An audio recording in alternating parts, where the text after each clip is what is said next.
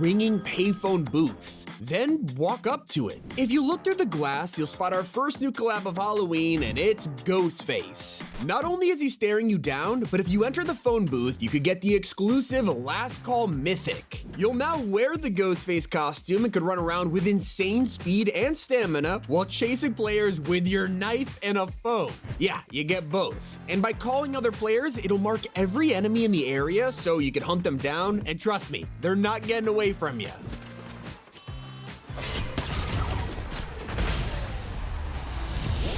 Ghostface is going to be in the item shop, so use code T5G if you pick him up, but that leads me to our next slasher, and before I get to him, let's talk about the special POI that he's brought to the game, that is creepy camps. This entire place has been added to the top left of the map, and if you can't tell already, it is based on Camp Crystal Lake from Friday the 13th. So while you're here, there's a chance you'll bump into the man himself, Jason Voorhees. He's coming to the item shop on October 17th, and he'll even get a cool Friday the 13th calendar emote you can spot in the trailer, but he is also a terrifying boss on the map. He has a chance of spawning either here or Freaky Fields, which we'll get to later, but he's not someone you want to get close to. He doesn't run ever, slowly walking towards you, and as you could probably guess, that means when he does slice, it packs a punch. He also has a ridiculous amount of health, so seriously, you're gonna want to keep your distance. According to Epic, he's supposed to drop a boon, and from the files, it seems like he should have a medallion as well. Right now, it is nowhere to be found, but what he does drop is this, the mythic wood stake shotgun.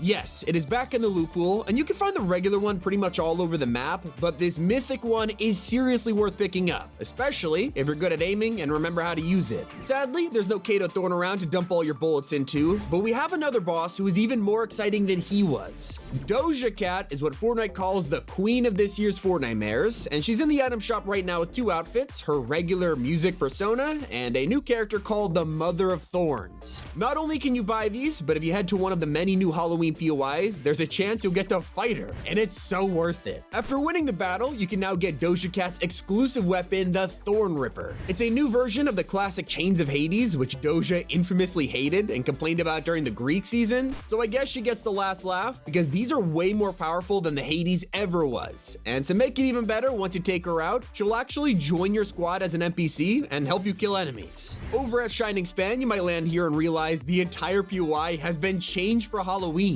Now it's known as Pumpkin Pass, and when you land here, there's a chance you'll come across this guy, Magma Carver. This is an updated version of Ultimate Carver from last year's Fortnite mares, and of course, he'll drop a nice little pumpkin launcher if you defeat him. Now, you can find the pumpkin launcher all over the map, especially in these brand new pumpkin-style chests that you could just beat open. And that's not the only returning weapon, because the chainsaw is back, which I feel like we should have seen coming. Basically, prepare to start zooming around the map again because it's still one of the best mobility items in the game. Let's head over to Freaky Fields, which has replaced the Star Wars Cantina, and if you recognize the name, that's because this was on the map for the Saw collab in Chapter 5.